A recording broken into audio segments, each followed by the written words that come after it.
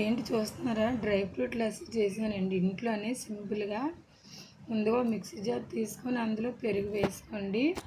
పెరుగు వేసుకున్నాక కొంచెం ఒక 4-5 స్పూన్ల వరకు షుగర్ వేసుకోండి. వేసుకొని మెత్తగా మిక్సీ ఆడుకోండి. అలాగే కొంచెం ఐస్ క్యూబ్స్ కూడా వేసాను, అది స్కిప్ అయిపోయింది.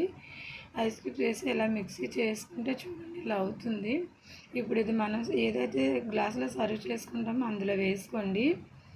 ఇది వేసాక నేను ఇంట్లోనే అప్పుడు మ్యాంగో ఐస్ చేశాను కదండి, ఇంకా ఉంది. నేను చేసి 16-20 డేస్ దాకా అయిపోయింది. ఇప్పుడు అది వేసుకున్నాను. తర్వాత నానబెట్టిన సబ్జాలు, ఖర్జూరం వేసానండి. చెర్రీస్ కట్ చేసి వేసుకున్నాను.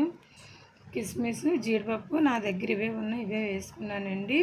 మీ దగ్గర ఇంకా ఏమైనా ఉంటే కూడా యాడ్ చేసుకోవచ్చు. ఇంట్లోనే సింపుల్గా డ్రై ఫ్రూట్ లస్సీ చేసుకోవచ్చండి.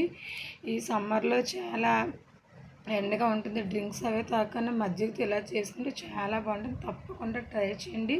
నా ఛానల్ లైక్ చేయండి, సబ్స్క్రైబ్ చేసుకోండి.